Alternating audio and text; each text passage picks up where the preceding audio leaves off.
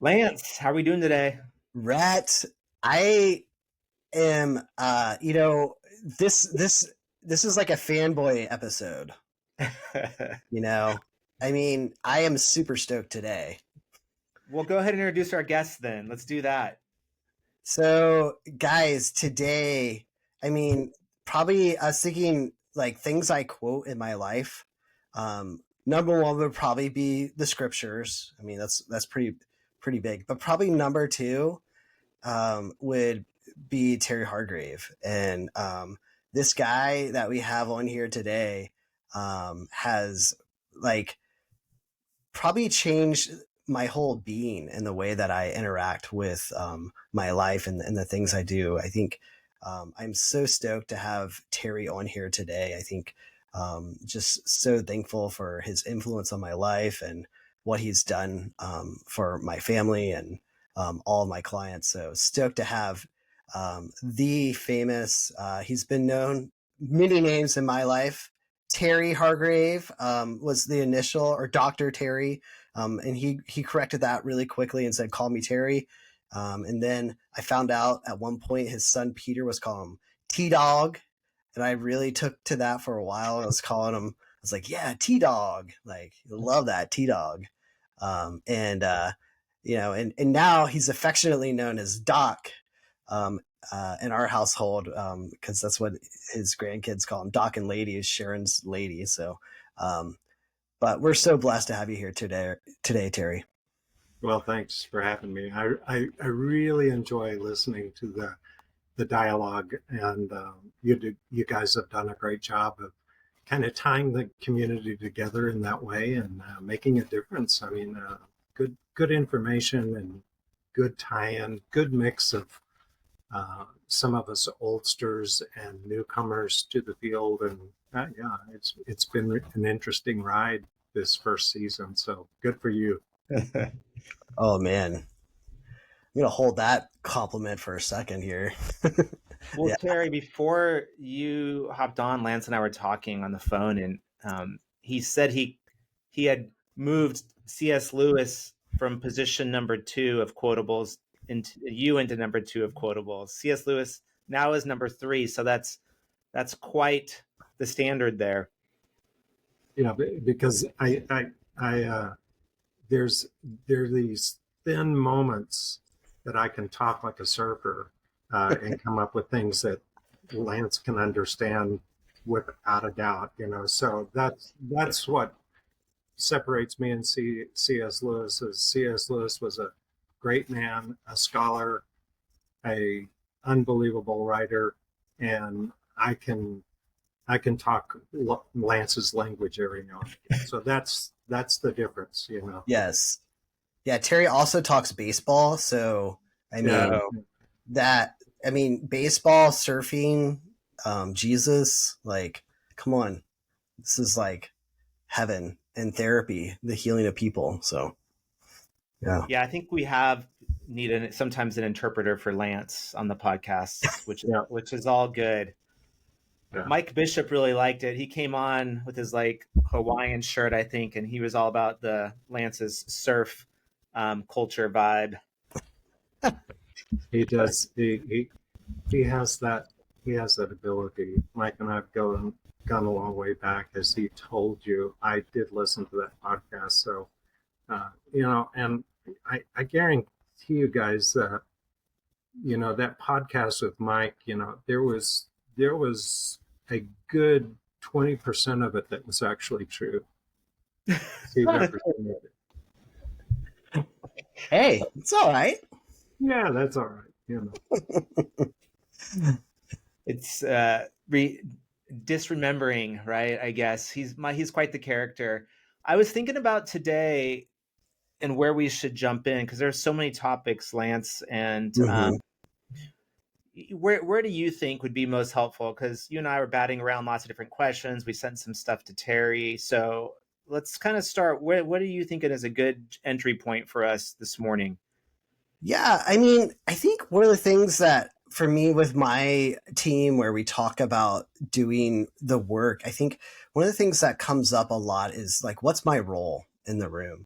Like, what am I like? Who am I supposed to be here in the room? I think we get caught into weird roles as a therapist, and one of the things I really like about restoration therapy is the idea of it being a discipleship model, and that this is the disciples' way. So I was kind of thinking that would be an interesting conversation. I think one of the things that's come up a lot in our conversations is how this model it's so authentic and real, that the way that we interact with one another and the way that we use it in our own lives.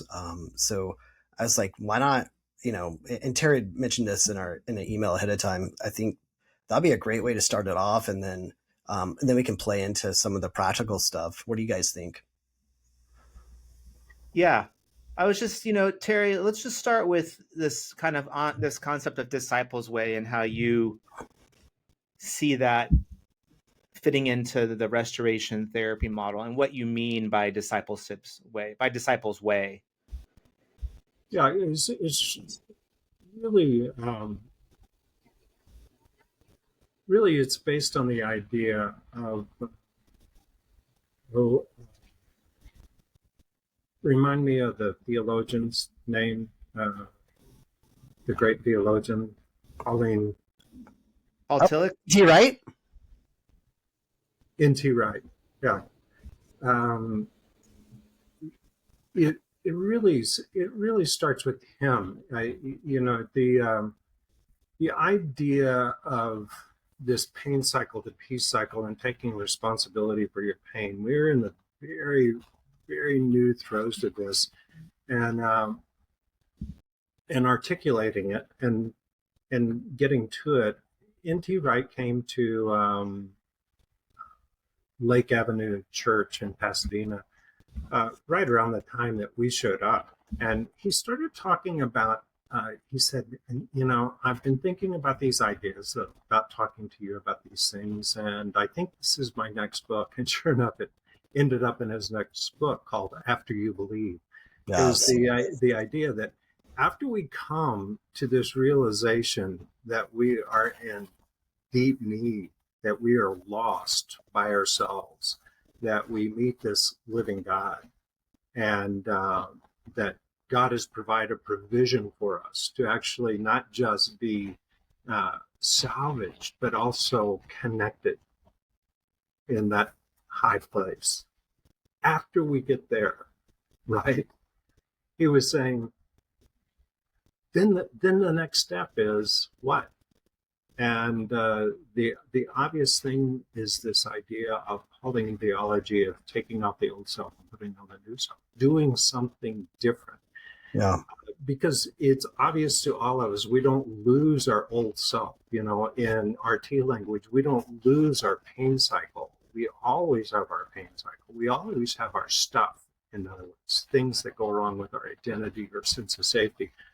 But N.T. Wright was saying, the real intent of the scripture, that if you read that Ephesians 4 passage, the element there that is unmistakable is the idea is that you have to daily take off this old self and learn how to put on this new walk, this new clothing, this new way of relating that finds its way in discipleship. Being a good follower of Jesus, what does that mean to do? It opens your eyes to the idea of my pain. Though I cannot lose it, I have actually a responsibility to work on it. And that making myself work on it looks very much like, different areas of what Paul talks about. It just, two of my favorites would be, when you go to Galatians and you have this idea of the fruits of the Spirit, the same.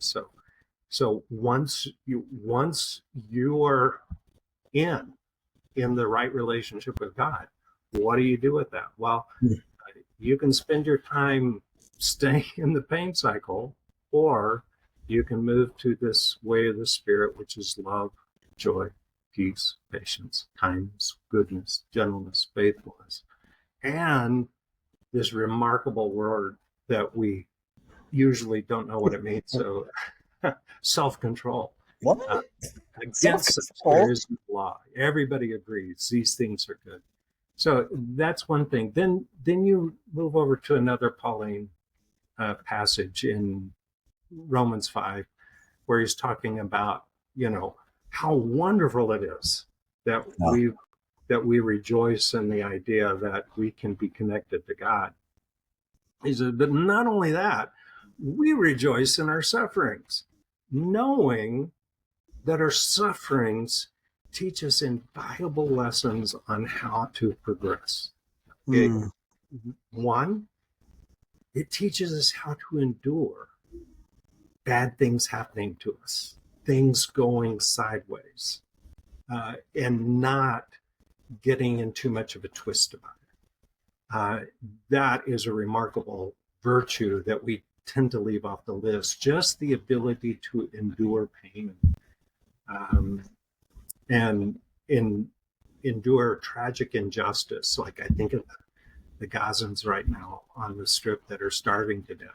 Oh my gosh, yeah. Truly in tremendous injustice, yet they're learning the pathway of endurance. And after endurance comes this wonderful thing of character, which are these things that we call the fruits of the Spirit: love, joy, peace, patience, kindness. This whole list of things that can start coming out of it. And out of that, out of the pain of life, comes hope, which that hope does not disappoint us. In other words, that's the reward, is that we get this here on earth. We get this glimpse of seeing, like, Jesus, I've really changed. I used to be like this, and I'm different. I'm seeing it now, and that seeing it just brings you a little bit closer every day in every way. And that is an exciting model, particularly when you're talking about from a therapist perspective. I mean, we all got into therapy to help people, to minister to people, to help them down the road, to help solve problems. And finally, and the way that we were taught that was this a totally reasonable idea of empathy and understanding, and kind of cuddling up to people in a way of saying, yeah, I get you, I see you, I know you. Here, let's try to make sense of this for you, which are wonderful attributes, but they produce zero change. I mean, none. Wait, Terry, person. I think you have to say that again, because there might be a few people out there that they might be really high on the value list. So I think we might have to almost double down for a minute here. It's a wonderful thing. Don't get me wrong. I'm not saying it doesn't have a place in therapy, because it basically connects us to our clients and convinces our clients, you are not alone. I care for you. That's an important thing. Think of this as the disciples' way, right? This is Jesus saying to us, I'm with you. I got this. I'm not leaving you. And then what does Jesus do? Go and sin no more. You got to get to work. Yeah. This is the difference between where I think we've been in therapy for the therapy business for the last 70 years. Not all of us, but therapy in general for the last 70 years has had this idea that if we, this Carl Rogers mix of, if we accept people, if we empathize with them, if we're genuine, then they will just blossom. Not so. There's no research that says that people are better. There's a lot of research that says that people like their therapists a lot when the therapist does that, but they don't change. And what I think that's evolved into is this idea that people feel like, well, if I feel unseen, it's your job to see me. Yeah. If I feel unheard, it's your job to hear me. If I feel bad, it's your job to make me feel better. If I feel unsafe, it's your job to make me feel safe. If I feel unloved, it's your job to make me feel loved. You see the cascade of how people come to therapy and how that mindset now has taken over a generational framework. It started with my generation as baby boomers, and God's gone right through the Zoomers. I mean, it's really reached catastrophic levels where, the disciples' way is, after I believe, I've got to do work. Yeah. I have to actually do the reconstruction. So I've talked for a long time. So I'm thinking, whoa, that's too much. So ask me some questions or interact. What do you think, Rhett? Like when Terry says that, and you think about kind of your experience as a therapist. Yeah, I was reflecting on another passage of Paul that I think, in working with Terry and the RT community, that I looked at it one way for many years, and then I started to look at it in a different way. And that is, I was thinking about that famous passage in Philippians 4, Philippians 4:4, he talks about rejoice. And in 4:6, he says, don't be anxious, right? But then in 4:7, talks about this peace of God. And 4:8, he starts listing these truths that he says that we're to meditate on. And then in 4:9, he says, go out and put them into practice. And, I was thinking about Paul himself, he's writing that from prison. He's probably chained to a guard potentially. He's visited the church of Philippi at least probably 2 or 3 times. So I was thinking about his own sense of endurance and his own pain, and being able to communicate this idea that we are to meditate on these truths and to put them into practice, and that's what changes people. And so, yeah, that it just made me think about that it's all over Paul's writings and other passages of scripture, this idea that we are to put things into practice, and that insight alone is not what changes us.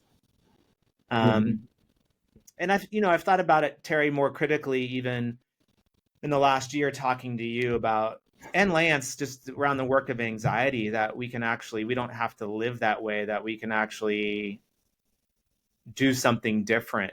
And so, yeah, I'm guilty though, as a therapist, of, trying to make this, I think, change from just being somebody who listens, is good at empathy, and being more active in the room. And Lance, I would say everyone that we've talked to in the podcast and people in our community, that's been the biggest challenge, don't you think? I would certainly agree. I mean, like, it's one thing to hold someone in their suffering, but another thing to call them to greatness in the midst of suffering. That, I mean, it's not like we're saying, I want you to rejoice right now. But I think of that like classic line in Nicole's book where I think she just lost, she had another miscarriage, and Terry asked her, like, how are you going to steward this pain? Like, I think you said it was way more eloquent, but like there was this moment of, and I think the liberation for Nicole in reading that book was just like profound. So I think it's something very, very difficult, yet it is liberating. I think that idea of stewardship of pain is that nothing is wasted on us. In other words, it's points of scripture. The point of suffering is to do something for you.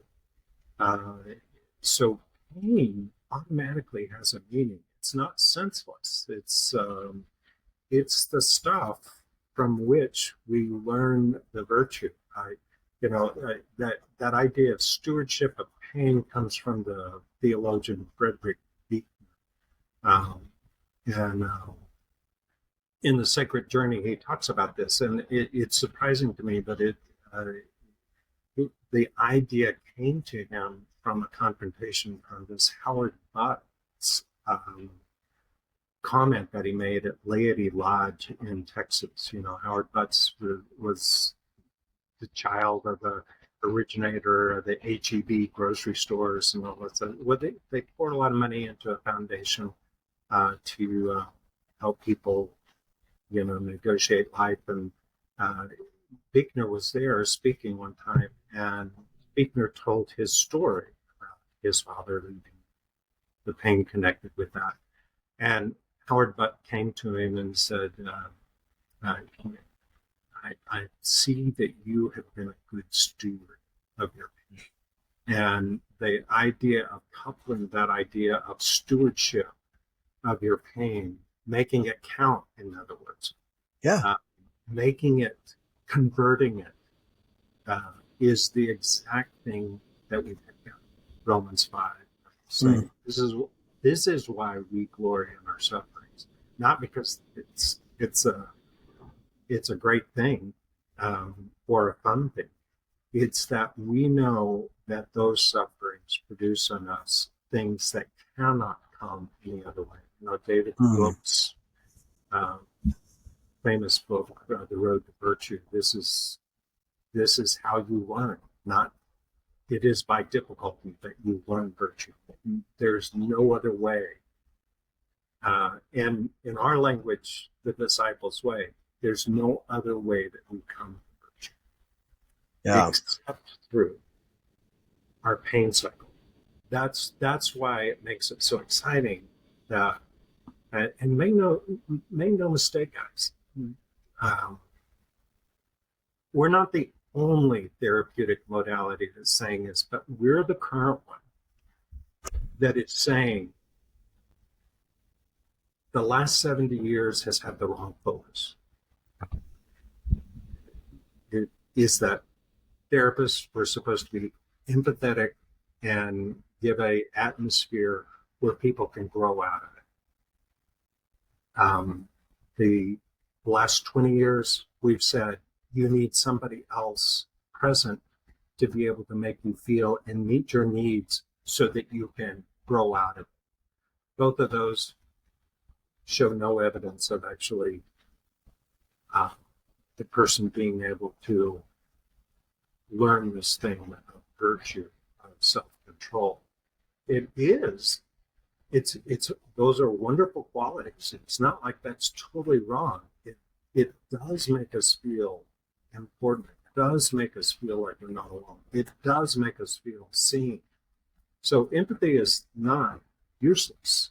Or insight is not useless. It does comfort us that somebody knows where we are and hears us. But it does not promote change into the virtuous place where we actually, instead of going,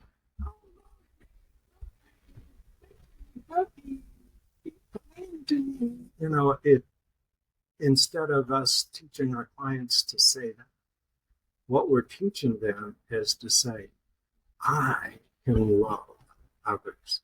I can learn how to be kind in spite of my pain. I can be joyful and part of the happiness that I bring to you. You get the idea that it's that I become the promoter of the fruit of the Spirit, which is the disciples' way. Yeah, I love it. I think about that classic client, where you put the pain cycle up and they have the peace cycle, and we're kind of having that conversation about using the 4 steps. And we're using the 4 steps. We practice the 4 steps. And then you have this one moment where the client looks at you and they say, so when does the pain cycle go away? Yeah. And I think what you're saying, Terry, if I'm catching you, is that you know, we're not giving it, it's not going away. We're actually taking it and learning how to steward our pain so much better by using our 4 steps. Yeah, maybe it was the last episode or a few episodes ago that y'all were talking about, you asked Rhett, how are you doing on your pain cycle? How often you're doing your 4 steps? And, you know, it's evident in you guys and the answers that you gave that this is a continual process with me. Yeah. This is always on my mind on how I overcome that pain and keep myself in a place where I'm doing the way the good stuff that comes out of the peace cycle. Yeah. That's a remarkable way, and that's my experience too. Is that, you know, the wonderful insight that came from the pain and peace cycle is remarkable. Realizing the cusp of what we were onto in terms of self-regulation versus co-regulation was truly amazing. And you think, well, those things ought to carry the day. I don't have to do the work myself. In actuality, everybody has to do the work. So, you know, so that's a good thing. That's what I really like about this, is that, you know, in therapy, we stress that it's just one human being, a therapist, that is connecting to another human being, the client. And I think we ought to add something to that. Say, yeah, it is that connection. And it's also the journey of saying, you got to get in work. We got work to do to be able to integrate these very, very difficult things, to live life in a really rough place where you do good, not only for yourself, but also for people. That's what I think that's the, get a little twitchy about this, is that I feel like I'm right on the edge of seeing something through the veil that's really the secret. The secret what? Has bigger implications than just there. Oh, yeah. Yeah, this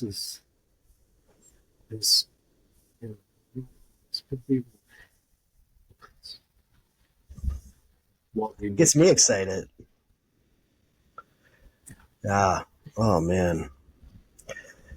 I was wondering, was there any other moment? I mean, I'm sure there were quite a few, but you mentioned N.T. Wright and sitting there and listening to him talk that shifted your perspective on this. I was wondering if there was some other conversation or somebody you were reading or some experience that just had you look at this in a new way, where the important idea of like the practice and converting our pain into peace and taking off the old and putting on the new, if there was something else that was really significant in shaping this for you.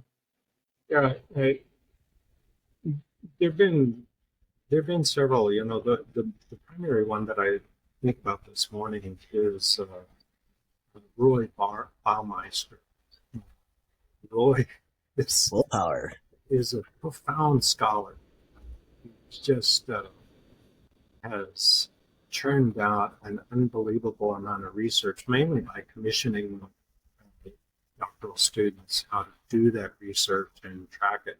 But he's the guy that basically said, you know, the lack of self-control is very well could be the psychological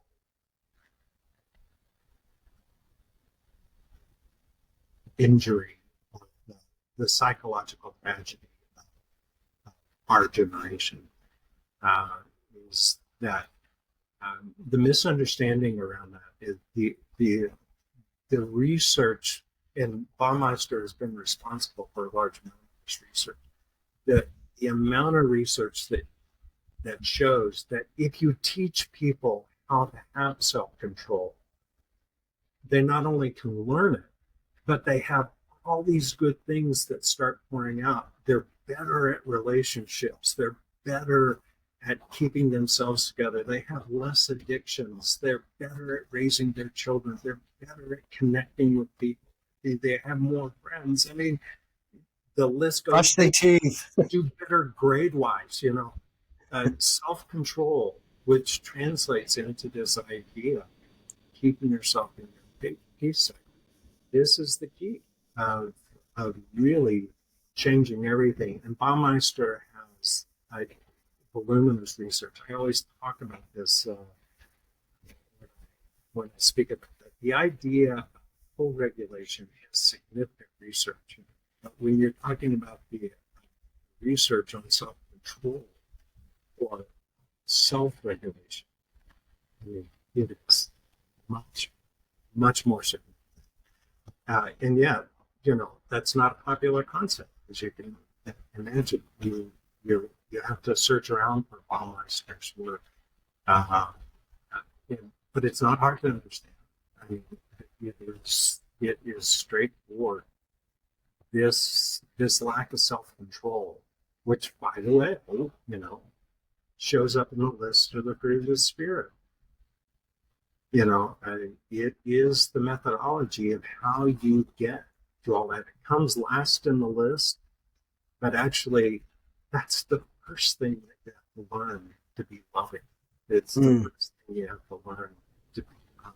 It's the first thing you have to learn to be actually joyful. People that don't have self-control don't know what happiness is. So people that are always going around saying, give me another fix, make me feel good. I want to feel seen. I want to feel heard. And we know this in therapy. How many people come in to see us? I feel like they're not seeing what I'm going through. In other words, translated, most of the time that means I want you to make me feel better where I am. I want you to feel sorry for me as I growl. Yeah.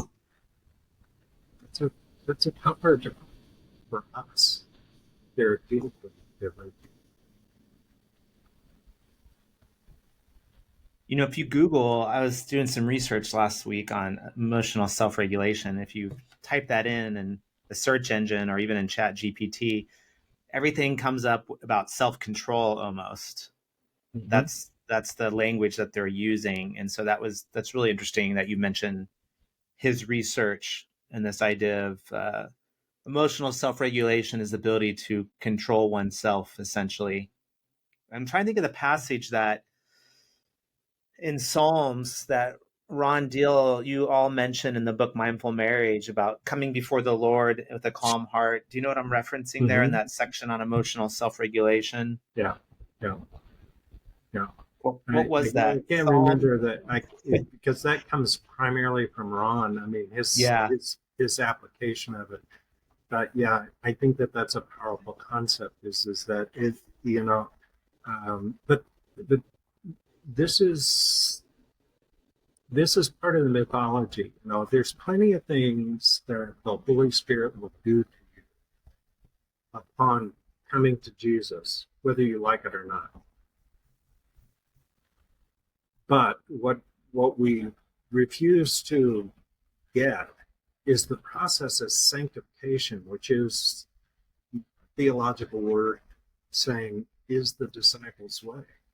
It comes by the process of our work, is cooperating with the Holy Spirit in the process of changing us, redeeming us. That's that 1 Corinthians idea, looking dimly through this mirror and kind of seeing the potential of what we can become and being transformed by concentrating on that end of being loving, joyful, peaceful, kind, gentle, faithful, and self-control. Those are the things that start molding us and transforming us from one image to a closer image, to what we desire to be. So it's all sorts of implications too. Like Imago Dei, we are the image bearers of God.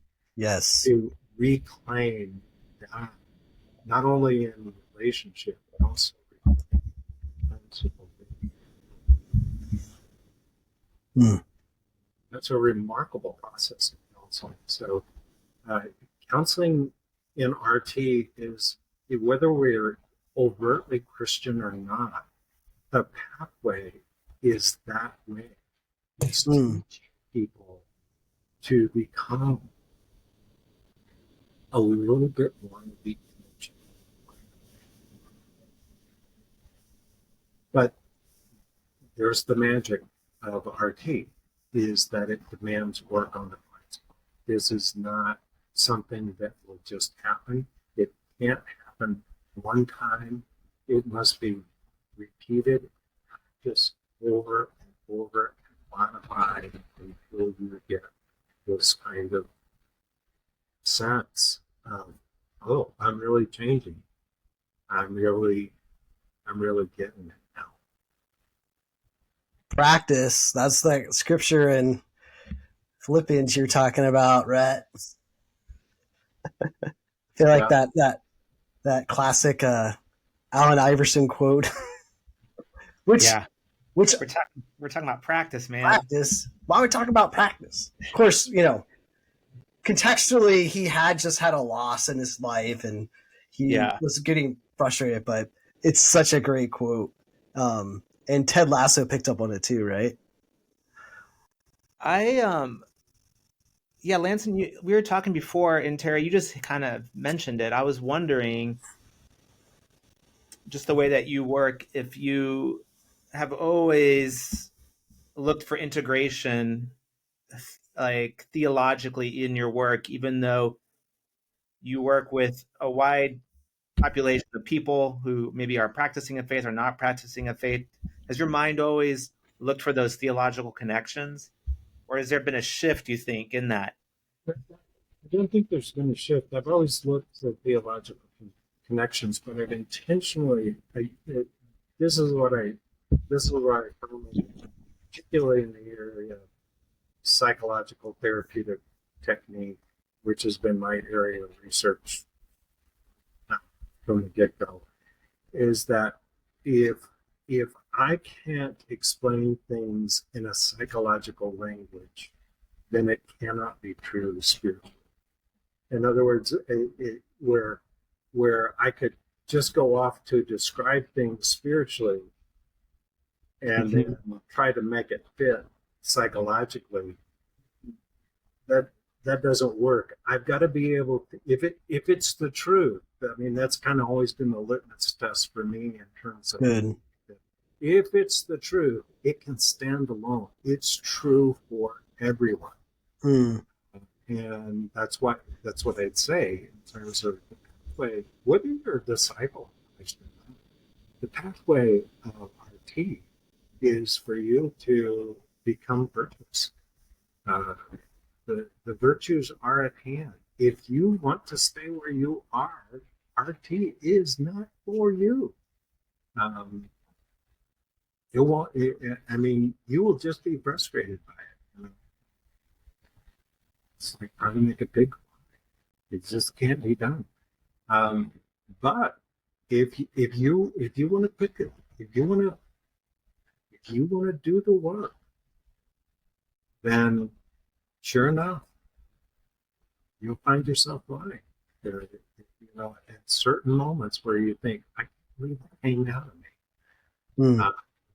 Where that would have wrecked my life or wrecked the relationship that I'm in, or I would have never been able to keep myself on that pathway by getting angry, feeling sorry for myself, getting withdrawing, getting drunk, whatever it is that happens in the pain cycle. So, for me, it's kind of the backward thinking. So I've always been connected spiritually, but I've always been like a believer, that you state these things very much so that it makes sense to all of humanity. Right. Whether they're believers or not. Sometimes we lean on that as a crutch, particularly in Christian counseling. We lean on that. We don't need to. We can state this honestly and truthfully as saying this is the pathway to change. If you're thinking about change, then that's why I can say, we can wade into the neuroscience without fear. We can wade into the sense of behavioral practice and the mental memory and trauma. We can wade into those things without fear. RT is thorough enough and comprehensive enough of a theory to handle whatever comes up, which I think is quite remarkable. I spent a lot of my time doing family of origin work and learning family of origin work, trying to explain everything from a perspective of what happened to you as a child, or what happened to you growing up, or something of that nature. And I can tell you, that's exhausting to make those connections. It is some wonderful insight, and it does help you connect. It does help you be empathetic, but it doesn't produce change. Mm. That was a hard place. And by the way, that's a hard place to come to after you pour about 10 years of your work into understanding that. There were some helpful things that I really uncovered during that time in terms of articulating trustworthiness and why this is a foundational principle that is just as important as love. Understanding the process of reactivity, for instance, all that was rooted in the family of origin stuff that I did. And the forgiveness stuff was also stuff. But the light bulb of finally seeing it as the pathway to actually help people change, that took a little time, and it took breaking away from the idea that if you just understand empathetic people, they'll get it and be able to change.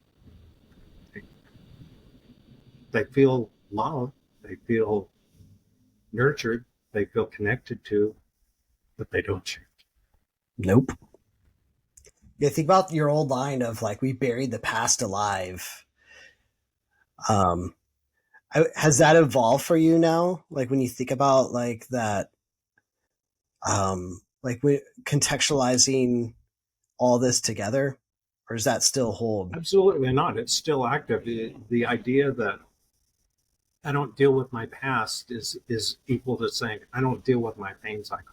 That's just part of who I am. You'll just have to get used to it. You'll just have to accept me the way I am. I've had a hard life. Leave me alone. It's almost more reinforced. Don't expect anything more of me. I told you how I was beforehand. The idea, though, is that when you say, well, I'm insightful to my past, there are a lot of reasons that I can be a shaming, angry person in terms of shaming myself and then turning that into anger and default toward another human being. I can draw a direct line from my family of origin to that. Yeah. But understanding that connection didn't make me change it.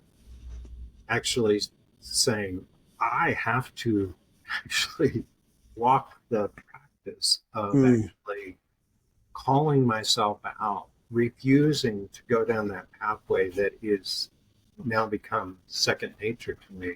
I have to choose a path that is unfamiliar to me, and I have to learn how to walk that like the back of my hand, like I learned this over here. So it's still alive and active. there's still a lot of things that are true about family of origin work and insight, that kind of understanding. It's just that the insight alone will not make it different for you. If it would have, we would have stopped investigating 45 years ago. Family of origin work would have been correct and sufficient to make the change.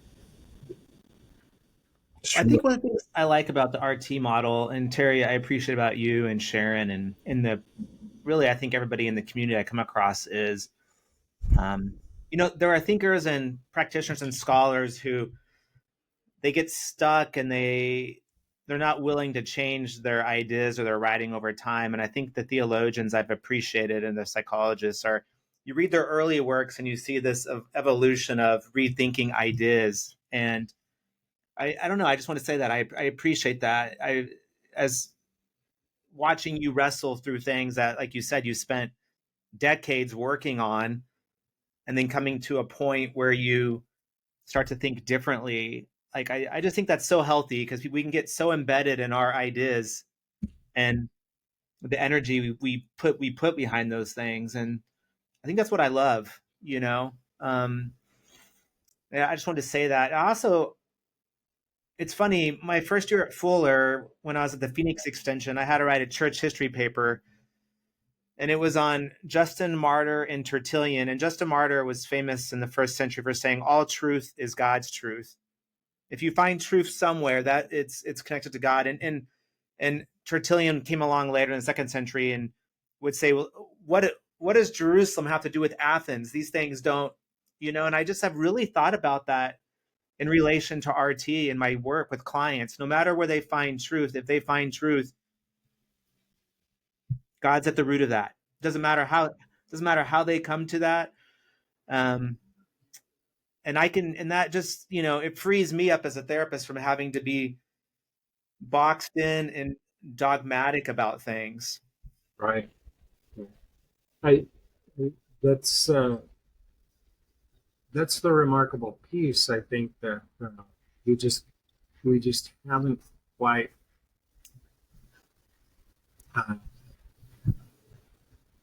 we haven't convinced society of. Therapeutically, we've been the problem, particularly for the last half century, of talking people into the idea that you're worth it, you're worth being heard. It's other people's job to make you say, but just need to respect you or give you the, basically dismantling their actual need for growth in terms, and basically saying the way growth happens with you is that we be gentle to you, we be nice to you, we don't put any expectations to you. You just do what you just do you. Mm. I read this article on what's called gentle parenting in the popular media. It is basically extolling the failures of gentle parenting and how people are getting frustrated with it. And you just have to, and I knew this at the beginning of my academic career. My children were young, and I remember a wise guy telling me, saying, if you have not engaged your child's cooperation by age 10, guess what? You are not going to get it. Then he went on to say, there's only one way children engage cooperatively. It's that they have been given consequences to their behavior. If you don't teach them consequences of what they do, then they do not learn how to cooperate. And I thought that's, and by the way, Lance, this was the same guy that taught me love them, limit them. Element, parenting, love, limit, and lead. Yeah. Do all those three things at the same time, but you do them in different proportions depending on the age of the child. this revolutionized my life. And, so gentle parenting, there are no consequences to your behavior. It's this idea, let's talk about everything. And what was your feeling when you did that? And you might consider a different feeling, I mean, just talking people to death. I mean, I don't know if you'll watch Apple TV at all. And there's this new series of Owen Wilson, Stick. It's entertaining enough, but anyway, there's this one line where this older guy, kind of my age, is talking to a Zoomer, and he's just like, "Your whole generation is so exhausting," because she's saying, they did this to me, they did this, and even though the guy's saying, you did some pretty bad stuff too, you need to take some responsibility, but the person was just like, I stay in my wounding, and I'm going to leave, and I'm not going to work on me or the situation. This guy's like, your generation is just so exhausting. I thought, I've had a lot of those therapeutic moments in the therapy room. I want to look at my clients and say, it's just so exhausting. Well, the truth is that what we're trying to do is teach people consequences, reckon with themselves, get on the pathway of actually taking responsibility for themselves, taking responsibility for the things. I don't saying, I blew it again. This is how I get back on course to change that direction and actually do something and practice that kind of behavior. So, therapeutically, we're really breaking new ground. And by the way, that's where our clients get stuck. They want to stay in that place where people will feel sorry for me. You're my therapist. You're supposed to be on my side. You're not supposed to tell me how I need to grow or change. And that's, for many of us, that's a therapeutic battle with RT right now. Well, I think that's a good segue, actually, because we were talking earlier about, I think, and Lance, let me know if this is good, but like we were talking about the organization of the prep that leads to the 4 steps, Terry, and categorizing, sequencing, structuring, just the whole protocol around that, and wondering if you could help us understand that, because I think all of us in the RT community, at times we find ourselves, tripping over some of those components. Yeah, basically, most of our graduate programs taught us, almost exclusively, by the way, how to empathize and how to make the client feel accepted and that we are nurturing with them. I want to say that's totally appropriate, but where therapeutically the field has said that's 95% of therapy, what we're saying in RT is that's about 10 to 20% of what we should be spending our time on. Empathy and connection are wonderful things. Carl Rogers was right about that, but it's insufficient for change. He was absolutely wrong about that.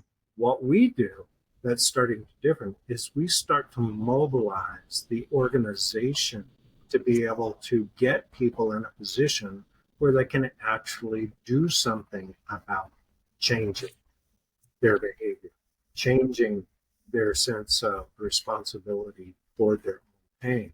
So this is the idea of saying, let me listen to you. Let me understand your story enough so I can categorize where the violations of identity, where you weren't loved enough or lived properly, and where you weren't in a trustworthy situation where you have the violations of safety that have affected you. That sets the stage then, after I categorize that, to organize that into a pattern of saying, you seem particularly around your identity. You feel unloved, you feel unwanted, you feel uh, that you're not seen. Yeah. Okay. You don't belong. Or the idea of lack of safety. You feel cheated on. You feel like you've been treated wrongly. You feel like you've been abused. You feel like you've never been safe. Okay. What do you do when you feel that way? You see how now I start actually doing the sequencing of saying, you feel this way, you do this. How do people react to you when you start acting out, when you feel unloved or unsafe? How do you act? Get angry, blame people, check out, or I get drunk. Those are the actions that are connected. How do people react to you then? Do something that tells me the same message that I always have been. Unloved and unsafe.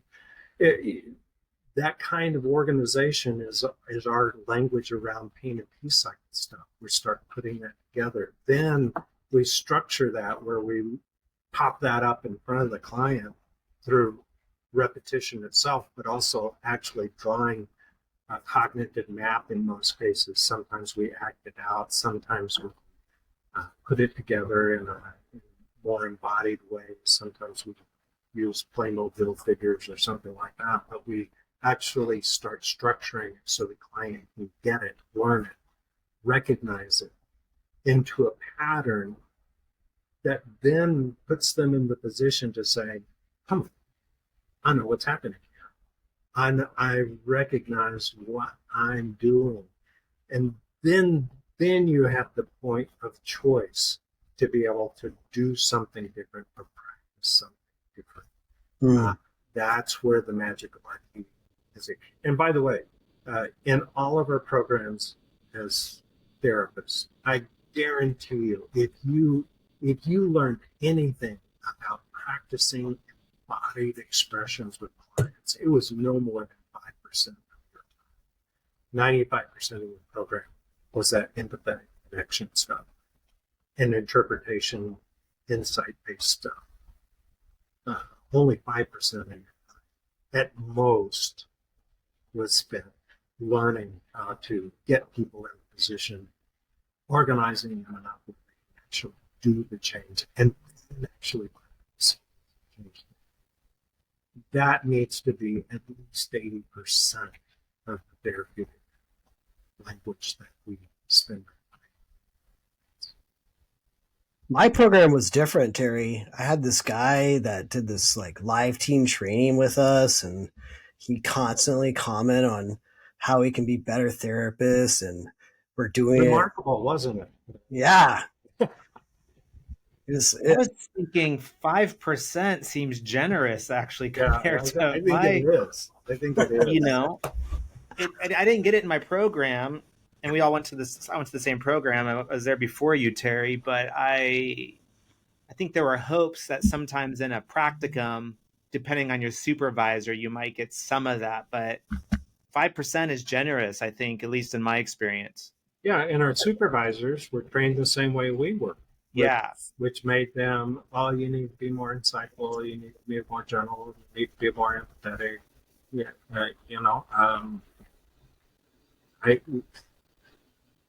that doesn't produce change. And by the way, this is a high calling. It is not. It is a lot easier to be that kind of empathetic, insightful therapist.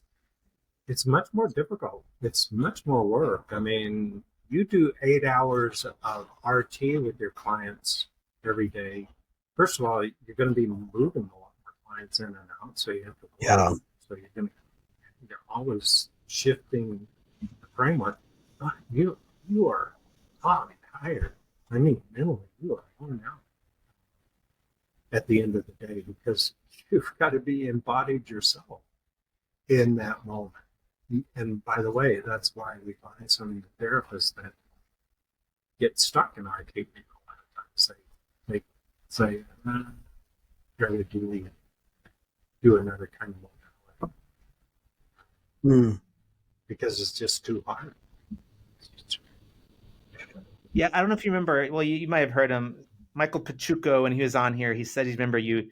He's like, I Yeah. remember Terry making this like throwaway comment. It seemed like about how you can't do therapy scared, and Michael's like, wait, I can't do therapy scared. And he's like thinking about that, and I think for those of us who maybe had 5% training and embodying and being experiential, to move to 80%, that feels at times for myself, and I think others, that can feel really scary sometimes. And I'm wondering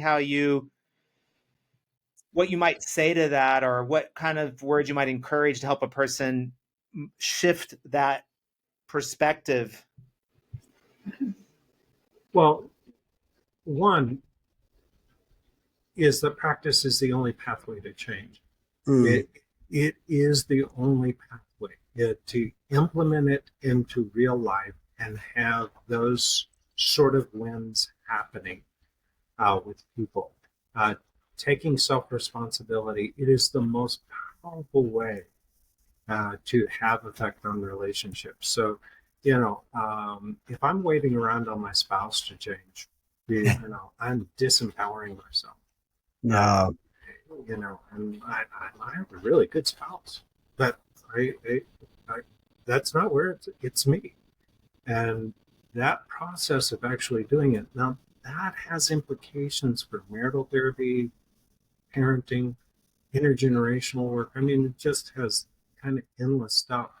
But it does demand that we get in to people's lives, that we actually practice the scenarios that they talk about, practice the elements and the conversations that they'll have. We've got to do role play. We've got to practice the element of how they calm themselves, 999 times to help them be able to learn the language enough to be able to say, I have a choice right now. I'm empowered to do something different right now. The idea, and I'll stand by it, is that you can't do therapy if you're frightened. If you're frightened, you will retreat back. As a therapist, you will retreat back to empathizing and understanding. You will immobilize yourself.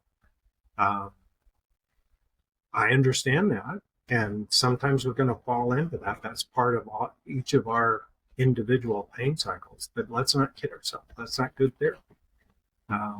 We're doing good therapy when we're on the cusp of saying, yeah. Now, there are times where, we're being too active or we're pushing too hard, that we need to say, this is hard, isn't it? Let's just simmer down now. It's good to take 15 minutes and say, yeah, let's catch our breath a little bit. I get it. I have to take those breaths myself to happen. But let's then use that narrative to then come back and show back up.